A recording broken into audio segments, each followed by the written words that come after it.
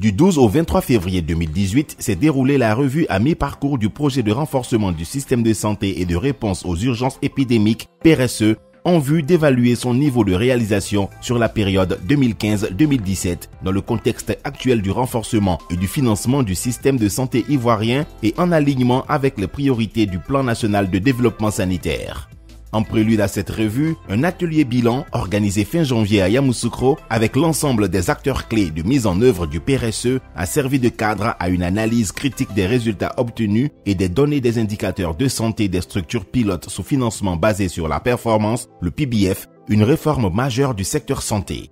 À la lumière des acquis et difficultés mis en exergue, plusieurs recommandations ont été formulées pour favoriser une meilleure appropriation de l'approche du PBF et faciliter son exécution sur le terrain. Un des temps forts de cette revue a été l'atelier national de restitution des résultats du PRSE qui s'est tenu le jeudi 15 février 2018 à l'Hôtel Ivoire.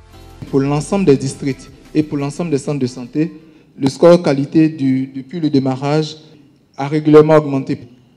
Pour les districts de la phase 2, on note un accroissement du nombre de consultants de mars 2017 à décembre 2017. Dr Raymond Goudoukofi, président de cet atelier, s'est dite satisfaite des résultats enregistrés par le PRSE. À cette étape du projet, nous ne pouvons qu'exprimer encore notre satisfaction pour la mise en œuvre du PRSE. Je voudrais également que nous puissions tous ici féliciter la Banque mondiale avec à sa tête le directeur des opérations pour tout l'appui qu'il apporte au gouvernement ivoirien. M. Emre Ozaltine, représentant le directeur des opérations de la Banque mondiale, a pour sa part salué les performances réalisées par le PRSE et insisté sur les efforts à entreprendre pour garantir l'atteinte des objectifs du projet. Ce projet a touché à ce jour plus de 400 structures sanitaires qui ont amélioré les services et soins de santé, notamment en faveur des populations les plus vulnérables. À ce stade de la revue mi-parcours de la PRSE, je peux dire que je suis satisfait de l'expérience et des résultats obtenus à ce jour, mais je note qu'il nous reste un grand chemin à parcourir et je crois vivement qu'ensemble, on peut y arriver.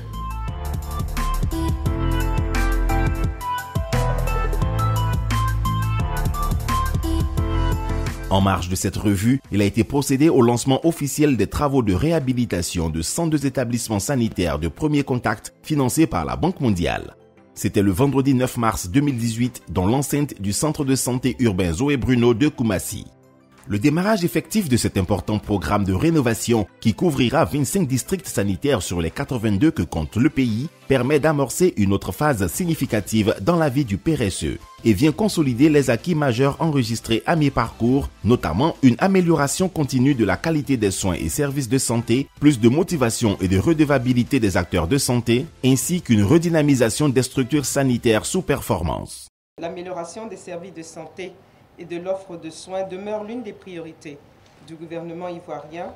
qui est conscient du rôle prépondérant que joue la santé dans la prospérité et l'épanouissement des populations. Et c'est avec beaucoup de plaisir que je me retrouve ici avec mon équipe